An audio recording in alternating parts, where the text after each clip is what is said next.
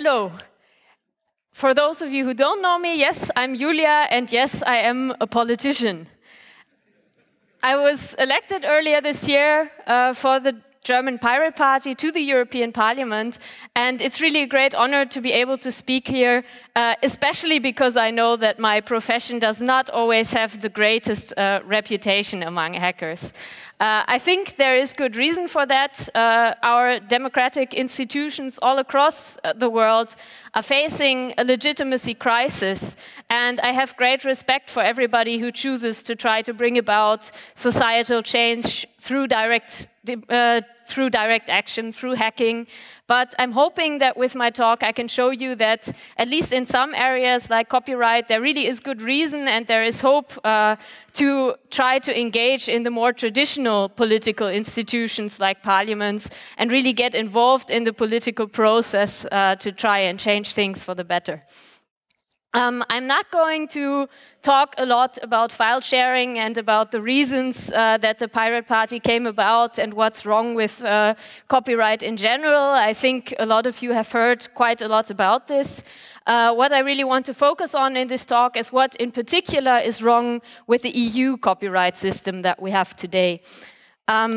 Because you see, there are two legal traditions underlying the European copyright. On the one hand, we have the Anglo-American tradition of copyright, which includes a fair use clause, which means that the exceptions from copyright are interpreted by judges who are weighing the protection of rights holders against the interests of the public in court rulings. There's the other legal tradition underlying the EU copyright system, which is the continental European tradition of droit d'auteur or authors' rights. In this system, the authors of cultural works have certain inalienable rights that they cannot sell to a right holder. And importantly, the exceptions to copyright, the interests of the public are written into the law.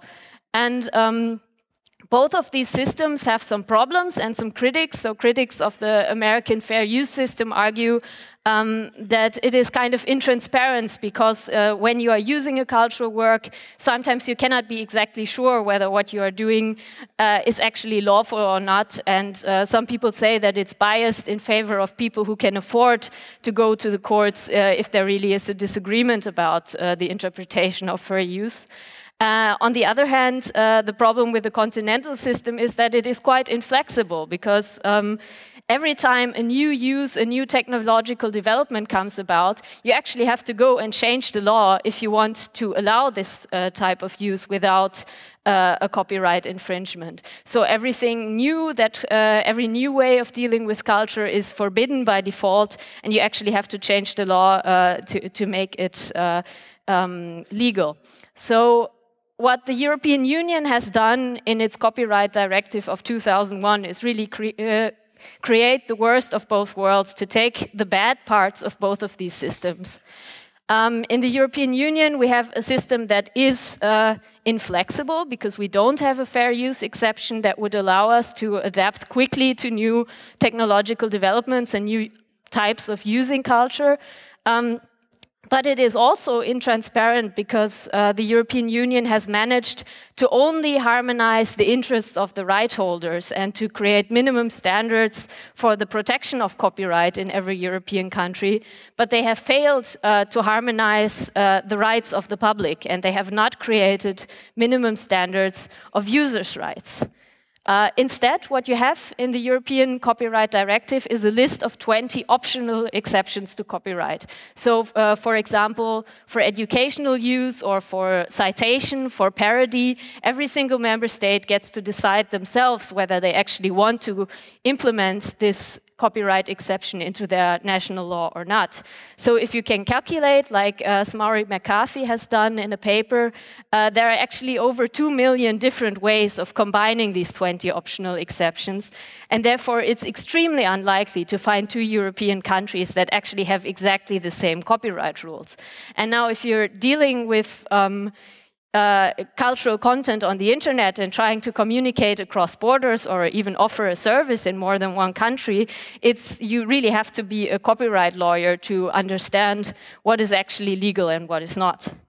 All of this sounds a little bit abstract, so I want to give you just 5 examples of how this system is really to the detriment of regular people who are dealing with culture on the internet. The first is the case of an exception to copyright called freedom of panorama that has not been implemented in the majority of European states. Freedom of panorama simply means that if you're standing in a public place and taking a picture of a building, you can do anything with this picture regardless of the copyright of the architect who actually built this place. A lot of European countries, actually the majority, don't have this copyright exception, which means that if you travel to France, you take a picture of the European Parliament building in Strasbourg and want to put it on the internet, you actually need permission for that. So this is clearly kind of counterintuitive because the Parliament should be a public building that is everybody is able to see and to take pictures of. And so Wikipedia actually approached the Parliament administration and said, hey, we want to show the people what the Parliament looks like. Can we use a picture? And the Parliament administration said, sure. The problem is, it turned out that the European Parliament administration actually didn't have the rights to allow this. So when they found this out, what Wikipedia did was this. This is one of the pictures used in the article about the Parliament. And what you can see here are the flags in front of the Parliament. And the Parliament building just happens to be in the background. But it's not the object of this picture, so therefore it does not violate the copyright of the architect.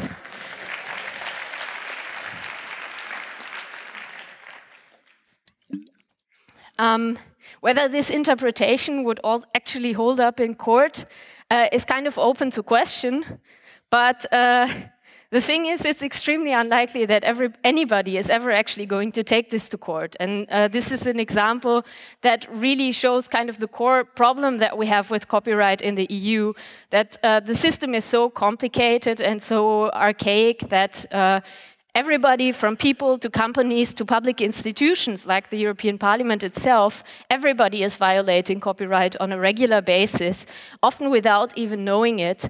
And the only reason that the system hasn't collapsed is that the vast majority of creators actually don't enforce their rights. So this is just one example of such a copyright exception that is often not implemented. And you would think that you have a better situation with a copyright exception that exists more or less everywhere, like the exception for parody. Most countries have some sort of copyright exception to parody because it's really important for free speech to be able to show, for example, a public figure and make fun of them. This is a picture that I used when the new digital commissioner, Günther Oettinger, was speaking in front of the parliament. And this was a hearing that was live streamed, and I was using this on social media to draw attention to it and to get people to suggest good questions to him.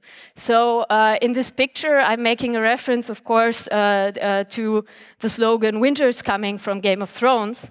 And depending in which European country you are, there are different definitions of what a parody actually is. So in some member states, they argue that a parody is only exempt from copyright if the copyright holder is actually the person that you are making fun of. So here I am parodying Günther Oettinger, but I'm using material from the HBO show Game of Thrones, and therefore it would not be covered by the copyright exception for parody in some countries, but in others it is. So if I share this on my Twitter account and people from different European countries are sharing it, which would be my ideal scenario for a European public, some of them would be violating copyright laws, others of them wouldn't. Sorry to everybody who retweeted this.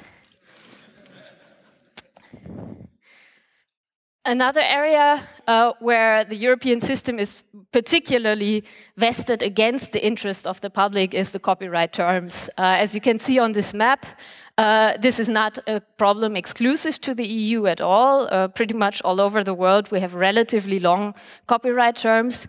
In the EU it was lengthened to 70 years after death back in the 90s, before it was 50 years after death.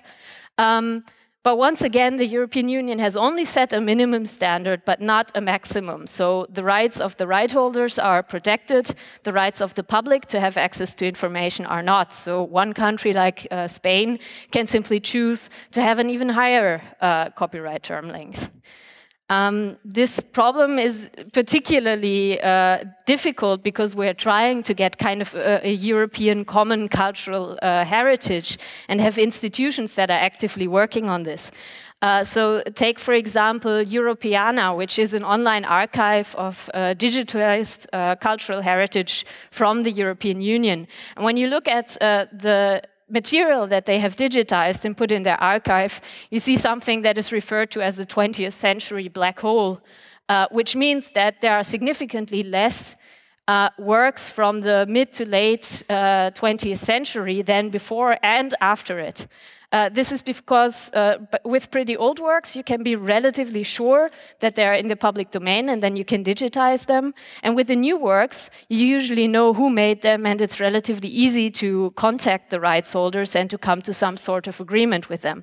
But in the space between, there's a huge number of works that are no longer commercially exploited. There's no way of reaching the rights holder and actually paying them for using this work, but it's still covered by copyright, so a public institution cannot simply use these works. And this problem is once again exacerbated by the complicated system that we have in the EU, because every single member state still insists on having their own copyright terms and having own specific rules for that. So what you see here is about 1/4 of the decision tree that you have to go to determine whether a European work is in the public domain or not. This is clearly not something that an average person can navigate through. And it's not enough in a lot of cases to know who the right holder is and to know when they died. In some countries like Romania, you have to know how old the children of the author were at the time of his or her death. You also have to know whether the author died in the First or Second World War for the country of France, to be able to find out how long the copyright term is. So another example where the European Union is not protecting the rights of the public. In 2009, the Charter of Fundamental Rights of the EU came into force, and one of those fundamental rights is access to information. However, the European Union has so far made no attempts to actually enforce this against their member states. So, for example, there is no requirement to actually put official works that are created by the state into the public domain. This is different in the US. The picture you can see here is called Earthrise and is from a NASA mission. And because NASA is a public agency in the United States, this kind of work automatically enters the public domain. There's no copyright on it. Everybody can use it. And I think that's probably also one of the reasons why this picture has become such an iconic picture of our common cultural history. In my home country of Germany, there has been some analysis of whether the country actually benefits commercially from having this copyright. And it turns out that it doesn't. Actually, the bureaucracy of licensing such public works is as big as kind of the revenue that they get from it. And in a lot of cases, it's simply one public agency licensing pictures or other works to another agency, and it just creates kind of a bureaucratic overhead, and you're shuffling public money from one pocket to another. So if there is no financial benefit of having this copyright on public works, there may be other reasons. And one of the speakers here, Stefan Wehrmeier, recently put a freedom of information request to the German government requesting access to an internal document where the government was asking the lawyers of the ministry to determine whether a certain proposal for a law would be constitutional or not. And because the lawyer said it's probably unconstitutional, actually having this public is quite embarrassing for the government. So when he made this Freedom of Information request, they were required by law to give him this information, but they also said that he cannot put it online for everybody to see, because that would violate the copyright of the lawyers who wrote it. I don't think this is a case of securing an artist's livelihood or anything like this. I think the lawyers are very well compensated for the work by the state in the first place. So clearly this is an example of the state trying to exercise control over uncomfortable information and using copyright as a censorship tool. I think in the end, Stefan won in court, and the court decided that he had every right to publish this document online. But still, if we didn't have copyright on official works, we wouldn't have this problem in the first place. Just one last example, blatant copyright infringement on this slide. Even though the Copyright Directive of 2001 claims to be bringing copyright to the digital age, harmonizing everything to make it possible to exchange culture online, it actually has nothing dealing with kind of modern forms of using creative content on the internet. So if you use a reaction GIF from from a popular movie or something like that, you're committing a copyright infringement, even though it's really hard to believe that there is any economic damage to the actual authors, because nobody decides to no longer go to the movie because they saw a reaction GIF and now they feel like they know the gist of the movie. And on the contrary, actually, the sports industry in particular has made it a business model to build trackers and look for GIFs from football games and then to systematically fine their fans. So the reason that we haven't seen a change in this area is probably more that it's beneficial to the rights holders to be able to criminalize people than that it's actually kind of that there is a good reason to give creators this right. So overall, the European situation for copyright looks relatively bleak. But when I ran for the European Parliament, changing this 2001 Copyright Directive was actually one of my biggest goals, and I feel like I have actually been elected at exactly the right time to do something about that. And the reason for that is actually mostly thanks to you.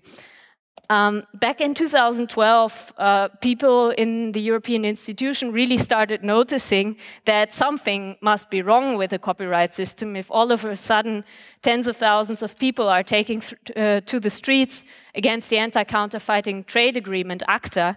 And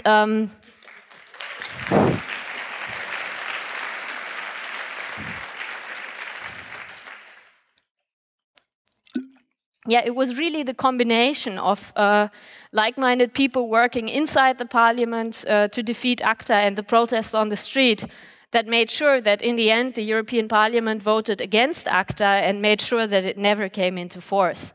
So some people in the European institutions have really started realizing that now that we have managed to kind of make things stop getting worse for a while, that we may actually have a chance to change things for the better. So one of the old commissioners from the commission that was in office until November of this year, Neelie Kroes, said in a speech that the current copyright system, as I was explaining, is so fragmented and inflexible that it has become completely irrelevant to people's lives. Nobody is able to follow it, nobody cares whether they follow it. And of course this quote was immediately turned around by copyright lobbyists who said that Neelie Kroes had said that the cultural work of creators was irrelevant and were attacking her for this. She wasn't actually directly in charge of the area of copyright, but even the people in the commission who were working on this issue were starting to move a bit. So last year, around this time, the European Commission was doing a public consultation on copyright, asking everybody who is affected by copyright to give them their opinions about what is wrong with the current rules. So the way this worked is they put online a Word document with 80 questions, and you could download it, fill in the answers to the question, and send it back to them by email. By the way, questions only available in English. So the EU expected that this is kind of a very academic exercise. Maybe they would get a few hundred responses, mostly from professional organizations. Here is what they got instead. This is the number of participants in several public consultations, and you can see that there is a huge relationship between whether or not such a consultation can be filled up in online and is aimed at the general public, or whether it's just such a document.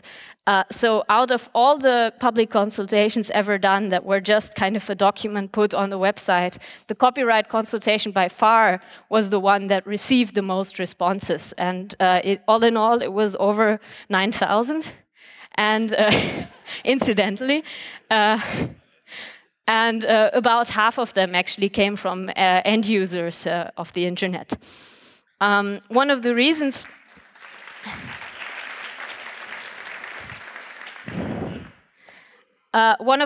this came about is because developers started building free software that you could use to make it easier to reply to this consultation. And it was actually at a workshop at the 30C3 where the project copywrongs.eu was started, which was using such a free software architecture to build an online form that would really guide you through the questions, like if you want YouTube videos to stop being blocked, go to question number 20 or whatever, and really explain kind of the technical terms behind it and make it really easy for average people to reply to this consultation. This exercise was actually so successful that the free software that was built and released on GitHub was actually used by collecting societies to then mobilize their members to also reply to the consultation. So I think this is a very great example of kind of collaborating and using access to free knowledge to be able to amplify the public debate about politics.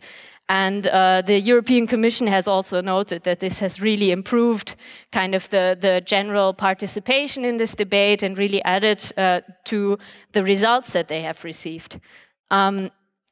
Because in a lot of copyright debates, what you usually have is that the users of the internet, the file sharers, are being blamed.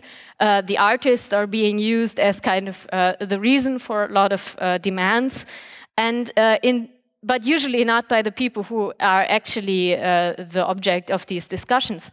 So in the answers to the consultation, we have a great opportunity, because the two groups that actually replied the most were users and artists. So exactly the ones that are always invoked in these discussions, but where we never hear what they actually think and what their actual problems are. So what we found is that on the one hand, you have users that is mostly regular internet users, but it also includes libraries, public archives, universities, and so on that have to deal with copyright. They are all pretty much across the board saying that European copyright needs to be reformed, and it needs to be reformed by law. On the other end of the spectrum, you have rights holders like publishers, public broadcasters, private broadcasters, and collecting societies that are all saying that everything is fine with the current system and they don't want a legal reform. And interestingly, the artists are actually caught in the middle. They do see some areas where they have problems with the current copyright law. Sometimes they agree with the users, sometimes they agree with the rights holders. And if the Commission actually wants to go and do a reform, it's quite clear in which direction this reform would have to go, because one side of the debate, the rights holders, actually doesn't want to change pretty much anything at all. So it's quite encouraging to see that the new Commission actually does want reform. I was quite surprised to see when the new Commission President, Jean-Claude Juncker, was running for Commission President. He had a 5-point plan in his election campaign, and it was actually in point 1 that he mentioned copyright reform. if you look at this quote from when he appeared in front of the European Parliament a couple of years ago, this kind of statement would have been revolutionary, that a conservative politician comes out and admits that under certain circumstances copyright can actually be harmful. And now, if you look at the Commission work program for next year, they have said that they are going to come out with a new proposal in 2015. So we're expecting to see something quite soon.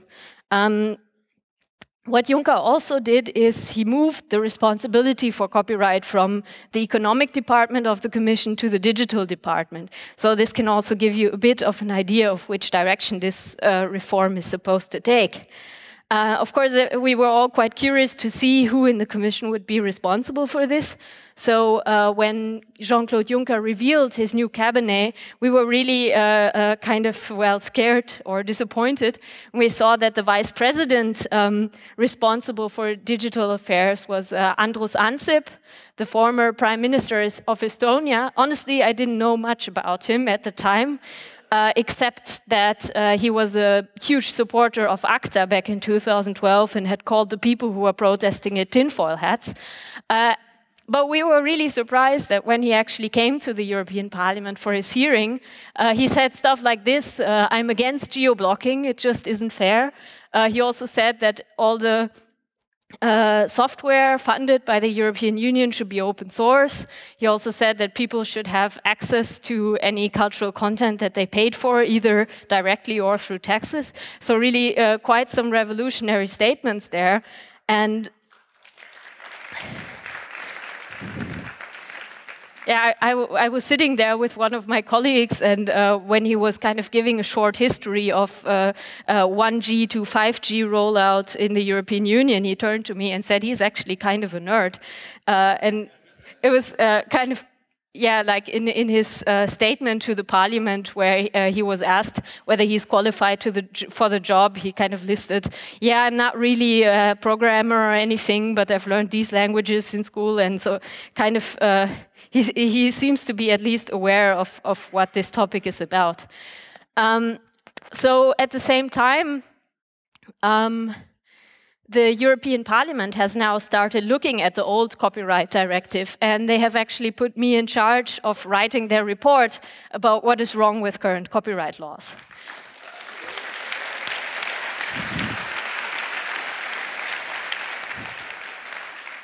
So that means I'm the rapporteur for the review of the Copyright Directive from 2001. I will be publishing my draft report in a few weeks, and then it will be my job to negotiate with the shadow rapporteurs of the other groups in the European Parliament to hopefully come to a consensus text that will then be adopted later this year and will go into the new proposal for a European copyright reform. And I think we really have a unique opportunity here to shift the focus from a copyright that has ever been expanding its scope and ever having more zealous enforcement of copyright rules to actually getting the European Union to enforce and to put into law minimum rights of users, minimum rights of the public about what we should have a right to do with cultural works. And so I think for the first time we really have the chance to turn things around and not just stop kind of bad laws from being adopted, but actually change things for the better. So how could something like this look like? Well, one way of achieving this shift is actually to replace the 28 national copyright system with a European copyright title. This may sound pretty crazy or a bit scary at first, but I think we all have a lot of experience with how difficult it is to reform a very complex already existing system and to apply patches to it when really the fundamental problems with it lie in its structure. So if we actually went this direction and go for a European copyright, we have the chance to start with a blank slate, and at least I think we would not end up with the very crazy parts of the current copyright law that say, for example, that yeah, you can look at an e-book from a public library, but you actually have to go to the library and go to a special reading terminal, and only as many people can look at the e-book as there are physical copies in the library and so on. So I think if you actually start from scratch and write something new, it would probably be a lot more adapted to the internet and to the digital world we live in right now. And also what they cannot do with the European copyright is kind of harmonize the rights of the right holders, but leave the rights of the public completely optional. So either you have a right to parody or to freedom of panorama, or you don't. But it would be more, well, it would be easier to exchange culture across borders. So definitely a European copyright could put an end to geo-blocking based on European IP addresses. So no more, this video is not available in your country if you travel from Germany to Austria. And we can actually enshrine into law a user's right to access culture across national borders. We have a chance to stop the ever infinite increase in the length of copyright terms, and for the first time in history actually turn things around and reduce them. We can put an end to digital restrictions on works that we have actually bought legally.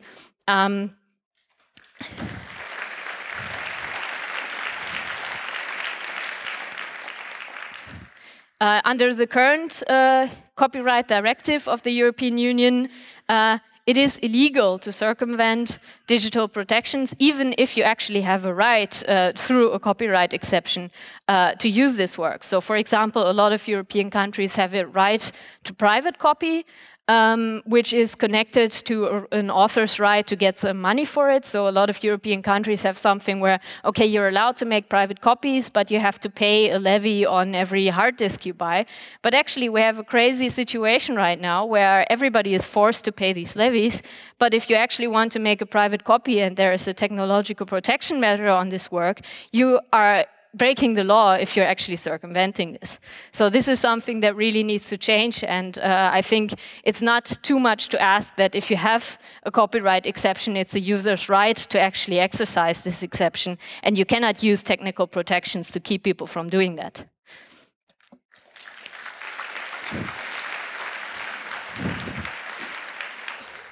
I think we can use this copyright reform to include some sort of a flexible norm, like the fair use clause in the United States, to make the European copyright more flexible to react to technological changes. This is especially important because European legislation is really slow. The 2001 directive that we are working with now was passed at a time when there was no YouTube, no Facebook, and it actually talks in its text about CD-ROMs. So you can see how these kinds of things can really get outdated quite quickly. So we can use this reform to achieve a shift from a read-only culture that looks at the internet as a distribution medium of authors that are professional creators to a read and write culture where every participant in the internet is both a creator and a consumer at the same time, and create copyright laws that no longer try to protect existing business models, but actually foster new creation, including the right to remix.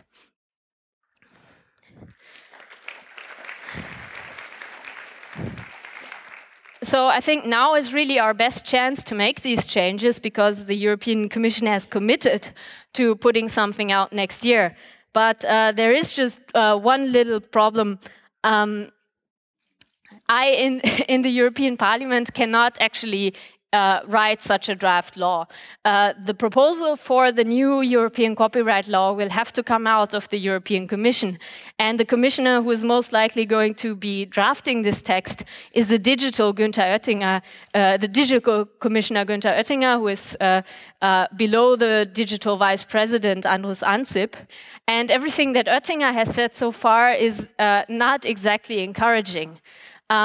His favorite public enemy is Google. So in this article, an interview in Der Spiegel where he's saying we can force Google.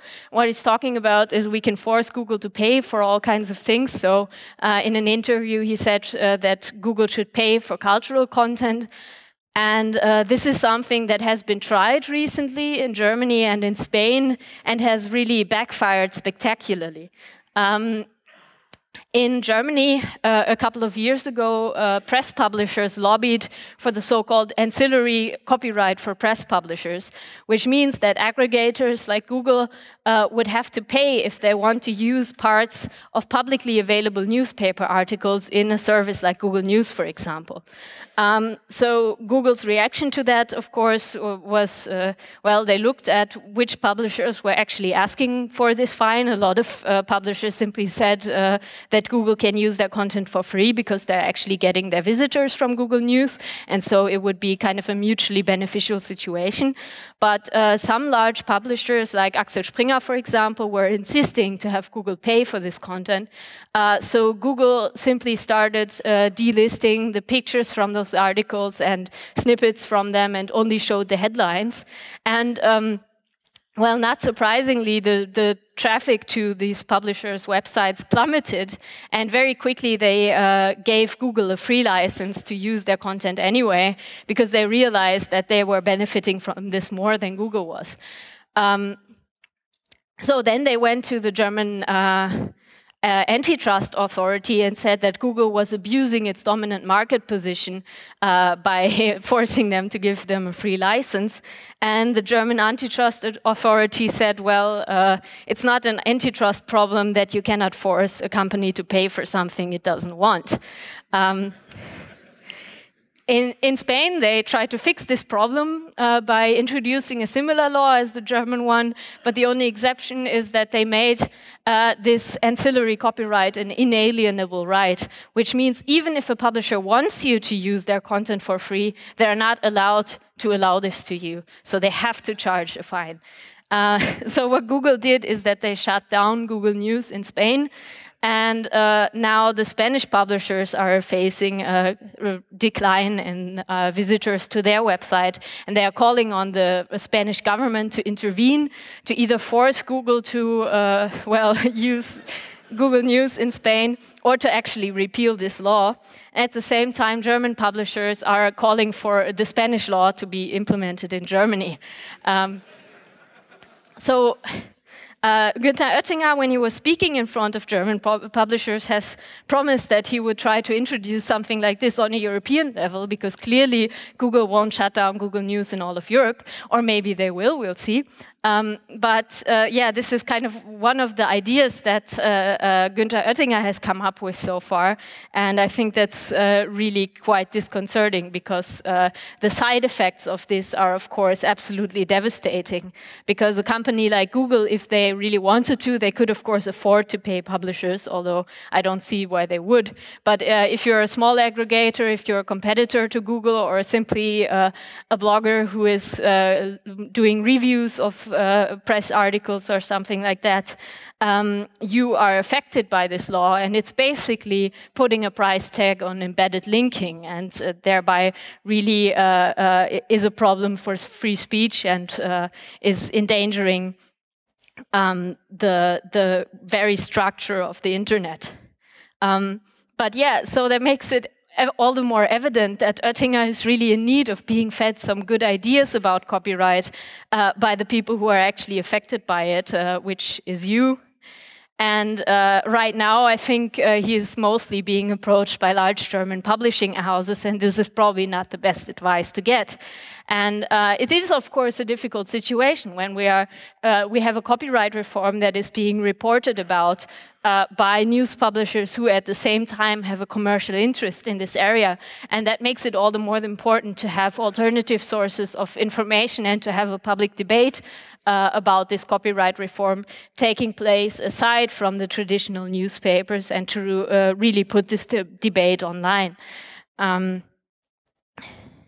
So most of the voices in the Brussels bubble, most of the lobbyists do not want any change at all, and they are really not on our side on this. So this is a letter that some of my colleagues from the German Green Party and the German Social Democrats got in the parliament, which was complaining that they were considering making me the rapporteur for the copyright reform, and saying it would be a slap in the face of any creator, and it might damage the trust in the German Social Democrats.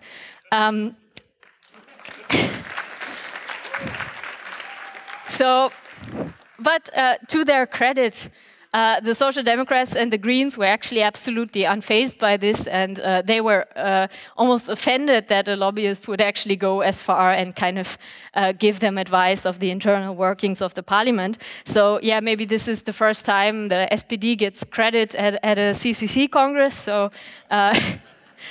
But the lobby group behind this letter, actually CC Composers Club, they were known as CCC, Commercial Composers Club, until 1999, and then they decided they needed a rebranding. Now they are called CC. I don't think they have a lot of luck with names. French copyright lobby is also quite active, so I was a bit surprised when all of a sudden the French Minister of Culture and Communication did a speech in which she complained that I was the rapporteur for the copyright reform. Out of the 751 members of the parliament, they picked the one pirate, and well, she didn't think that I would be able to kind of lead a serious discussion about this important topic. And it's kind of sad if she thinks that so far she has not replied to my invitation to actually sit down with her and have a serious discussion about copyright. But this is still kind of one of the more harmless attacks that I'm getting from France. There was an article in the French Huffington Post in which I was compared to a bank robber and a fraudster, and I guess next thing they're going to call me a pirate. And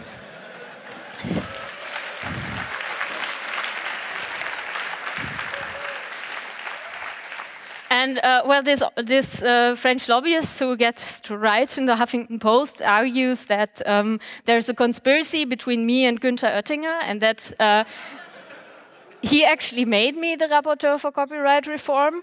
Of course, the Commission has absolutely no influence on who becomes rapporteur, but for them it's kind of enough evidence of a German conspiracy that, well, he's German, I'm German, we both want some sort of copyright reform, so clearly we must follow a secret common agenda.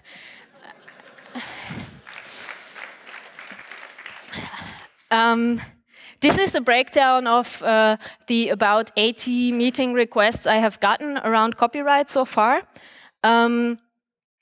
I've broken them down into different groups, so the publishers and CMOs, that's collective management organizations, broadcasters, newspaper publishers, producers or record labels and so on, that really are the vast majority of lobbyists that contact me in Brussels. There are also quite a few services providers, so ISPs in some cases that are worried about liability, but also providers of online streaming services and so on. I got relatively, well, at least a few requests from actual users or their representatives. So that's library associations, some of the digital rights organizations. Authorities is kind of the European Commission or the copyright offices of particular member states. And very, very few authors actually represent themselves as lobbyists. They are almost always represented by collecting societies in lobbyism. So whenever there is a difference of opinion between the authors and the collecting societies, it will be the voice of the collecting societies that is transported to the politicians, and I really think this is a structural problem. So this really shows that, well, if we want kind of a balanced picture of what's going on with copyright, the digital rights organizations that you're involved in, or you personally, really feel free to get in contact with the various people in the Commission and in the Parliament who are working on these issues. It's really not that difficult to get a meeting. I think a lot of the challenges are more kind of financial, that, well, wealthy organizations have an easier time to employ somebody full-time to go to Brussels. But if you have a chance to contact them or have some time to spend on that, it's really a large help. About half of the meetings I have actually said yes to, so these are the lobby meetings that I attended. I'm trying to really make an effort to make this more balanced, to see about, well, relatively equal number of lobbyists from the different groups that are involved in this, and I'm also going to publish a detailed list of who this is exactly that I met with, and also everybody who made a request to meet me. But yeah, at the end of the day, I think a lot of the other parliamentarians working with copyright will be confronted with more or less the same picture. I think they will get probably significantly less lobby meetings with users' representatives or digital rights organizations, because a lot of them I talk to because they know me, and so we meet anyway, but I include this in my transparency report so that it's not kind of a loophole. So yeah, I think for the people who are not actively trying to achieve this balance, they are going to get a lot of more voices from the rights holders. So what this may lead to is kind of a typical Brussels compromise. The European Commission does want to reform copyright, but they are afraid of the pressure that is coming, especially from the collective management organizations, from the publishers, and they will try to please them somehow. And well, one danger of what is going to happen is that they are just going to apply a few patches here and there, but not address any of the real structural problems that we have. So we really need to kind of get into this debate and also give the European Commission for once some political support that they can actually justify making some more radical changes. So what does that mean in practice? Well, one of the most important things is to bring this issue into the public debate and also discuss about the copyright system that you would want to see. So if you find this idea of a European copyright convincing, there are some academics who put work into that, who did copyrightcode.eu, which is one example of what such a European copyright could look like. Blog about that kind of stuff, make films about the problems with copyright, do theater about them, and keep bugging your politicians, your local politicians on this issue. Probably the biggest problem that we face is that simply taking to the streets like we did with ACTA is not going to do anything here. It's comparatively easy to build a movement against something and to stop a bad law from being put into place. But it is a lot more difficult to actually mobilize a community to build a movement in favor of something. And I think it's possible, but we really need to not only complain, but to be willing to actually find solutions and to compromise with the other political voices that are in on this debate. And it will be my job in the parliament to find a solution that is acceptable for everybody. But I really need you to be loud and to voice the ideas of internet users and of the hacker community about what a European copyright should look like. So this is what's going to happen in the next couple of months. In January, I'm going to publish my draft report. So right now is the time to lobby me. I will be around here for the rest of the Congress, so please feel free to approach me, to come to my workshop and to give me some ideas about what my report should contain. So if you have problems that you experience in your own country that could be solved through European copyright and that you haven't already submitted to the consultation, please tell me all about it. Then in the next couple of months, there will be discussions in several committees in the European Parliament who are going to write an opinion on my report. All of these opinions will also have a rapporteur, probably from another party, well, definitely from another party. And so please approach them, tell them about your issues, and you will be able to follow on my website exactly who these people are, what's going on in the debate in the Parliament. So in April, there's going to be the vote in the Legal Affairs Committee, the Jury Committee, which is responsible for copyright. There, people from other parties are going to try to water down my report by tabling amendments that will probably try to kind of change some of the parts of my reports into its opposite. So then it will be really important to contact people in the Legal Affairs Committee, tell them to vote down specific amendments or to support some amendments perhaps. so that we can achieve a report that is really kind of going in the direction of a progressive copyright reform. The final vote on this report will then be in May, and sometime in the summer, sometime between April and fall, they haven't been very specific about it, the European Commission will publish their proposal. There, I think the great challenge is going to be, there's probably going to be some stuff in there that you dislike. Unless it's completely horrible, I would like to ask you to kind of take a constructive approach to it, to really look at what they come up with, to discuss it, to support it if it's going in the right direction, and to formulate possibilities of how it can be improved. Because then once the Commission has tabled their proposal, it will be once again the Parliament and the Council of the national governments that will be able to change this proposal for a European copyright law, and that in the end will be the ones that will have to pass it. To take kind of a bigger picture, I think most of the politicians in the European Union know that we have a huge problem.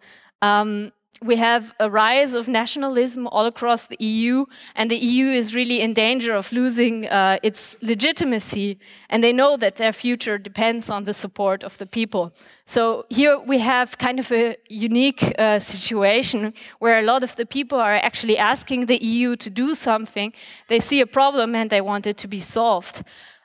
Usually where the EU gets most of its support from is what they call the four freedoms, which is the freedom of movement, of capital, goods and services, which is kind of something that you experience when you're traveling through Europe, that you don't have to show your ID, that you don't have to exchange currency and so on, and that is really kind of making people's lives easier. But obviously, if you look at these four freedoms, they're really kind of tilted in favor of economic freedoms. And what I want to propose is that we should push for a fifth freedom, so to say, a freedom of movement for information.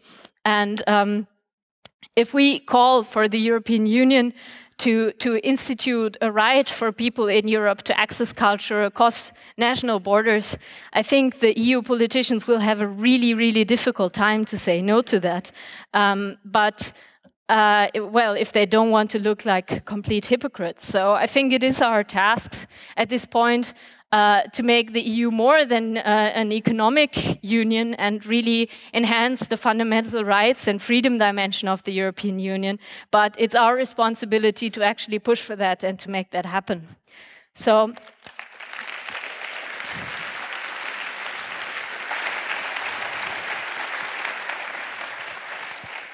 that's it from me for now.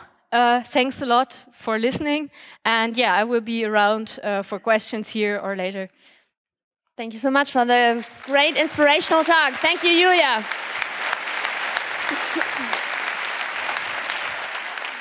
Now we have like 10 minutes left for questions and answers.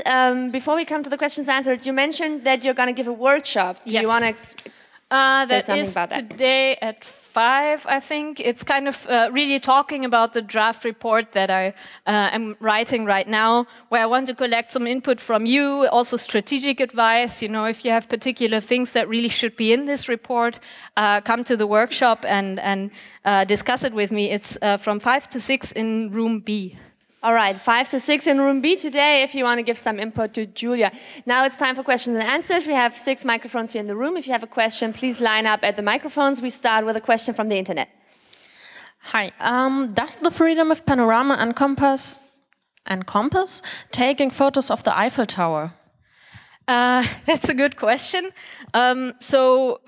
Well, France does not have a freedom of panorama rule, but the Eiffel Tower is pretty old, so the design of the Eiffel Tower is in the public domain because the architect thankfully died long ago. I really hope for a system where I don't have to say such things anymore. But, however, no, you can't. Well, you can use a picture of the Eiffel Tower that you take during the day. You can't take one that you take during the night because the light show that lights up the Eiffel Tower is made by an artist who is still alive, I think, or at least not dead long enough. So, yeah, the answer is depends. All right. Next question from microphone 2. Hello. I'm kind of more pessimistic about the ongoing reform for basically 2 reasons. One reason is because we live in a world constrained by Berne Convention and TRIPS Treaty. So basically, we have to assume that the copyright is by default, and we cannot put any restrictions like maybe registration and similar things which could improve our life. So my first concern is that synchronizing copyright across the EU will be basically synchronizing exceptions down. So what you spoke, it will be all down to some common level of maybe 5 exceptions out of 20. That's my first concern. And the second concern is because many MEPs I spoke to are very fixated about the idea of single digital market and as an agenda for growth. And basically what is usually attached to it, and I think this is much more important priority, growth for the EU than the freedoms we talk about. So they will be promoting exclusive rights, not only copyright, as a new way forward for Europe, and employing unemployed people and young people and all this stuff. So my concern is how we counter this agenda. And I'm afraid that fifth freedom idea is good, but might not be strong enough to counter the growth agenda. Thank you. I think they're absolutely valid concerns. I've kind of limited myself to actually not that radical proposals, kind of making the copyright exceptions mandatory or reducing the copyright terms from 70 years after death back to 50 years after death is kind of the maximum that we can do in the international treaties that we have already signed up to. But I think we should still absolutely do it. Some issues will be a bit more complicated, like, for example, some international treaties already in place, but also the upcoming CETA treaty say that there has to be some way of restricting people's ability to circumvent digital rights management. But I think we can still address this, because even though we may not be able to completely get rid of DRM, I think what we can do with this reform is to make it legal to circumvent DRM if you are using a copyright exception. So I don't think this would violate international treaties, but of course if you have a copyright exception for private copying, that's pretty much anything. So I think it would really solve, well, 80% of the problem, I guess. I mean, with the idea of a European copyright, of course, this is only viable if the proposal that comes out of the Commission is actually any good. I'm not saying support it no matter what. We don't know if it's actually going to be that, to really propose this level of harmonization. Maybe they will go for something a lot more careful. But really to look at it and to kind of make up your mind when you see it, whether it's worth fighting for improving this or whether we should just try to vote it down. I think we're not going to get the chance to reform this copyright system for another 10, 15 years if we don't do it now. So I really want to take this chance and to take whatever comes out of the Commission and try to turn it into something good. The digital single market thing, I think it's not completely coincidence that companies like Netflix are coming from the US and rolling out their service one European country at a time, because I think a European startup simply wouldn't have the capacity to run at a loss for several years and to clear copyright in 28 different systems. It creates a lot of overhead, and this can only be done by a company that already has a functioning market back in the United States. So I think there is also an economic argument for going in the direction of allowing certain ways of dealing with copyright. I think the academia are really on our side on this. They show that people do not spend less on culture because they have access to the internet. They show that the people who do the most file sharing are actually the people who spend the most also on paying for cultural works. And So I think, of course, simply having the facts on your side is not necessarily going to help you to win the political battle. I think the fifth freedom is, I think, maybe one of the ideas that we can use, particularly in this time where there is a lot of criticism of the European institutions, and they really have to give us something because they know that if they come out with a bad proposal, they're going to have another ACTA on their hands, and nobody in the European Commission wants that. So I think we've already laid the groundwork to turn this into something good. All right, thanks. We'll take the very last question from the internet, and I hope for your understanding, since everybody else has the chance to catch you there later and ask her, and the people who follow in the stream don't. So sorry if you didn't have the time now to ask your question. Last question from the internet. What do you think? How long does it take to bring an EU-wide copyright? Well, to pass it into law, well, it would be proposed. If we're very optimistic, next year in 2015, it would take maybe 3 or 4 years to be adopted, another 2 years of transition period. I think you would actually kind of, depending on the level of harmonization, is it a European copyright title that only encompasses kind of the commercial copyright, or would it also encompass the author's rights? That would depend on how long it would take. But I think the fundamental thing is you can't really shorten copyright terms on works that already exist. You can't really take away rights from authors that they already have by the European Union. This is kind of would probably be a fundamental rights issue that would have to be dealt with also on a national level. So for a European copyright to actually kind of take effect in the way that everything is run under the new European copyright system, well, take the lifespan of the people who are alive now plus 70 years, and then you're probably done, I guess. All right, thank you so much for the talk again, and thank you for taking questions. Remember to come back at 5 for the workshop and room B, 5 to 6. Thank you so much, Julia.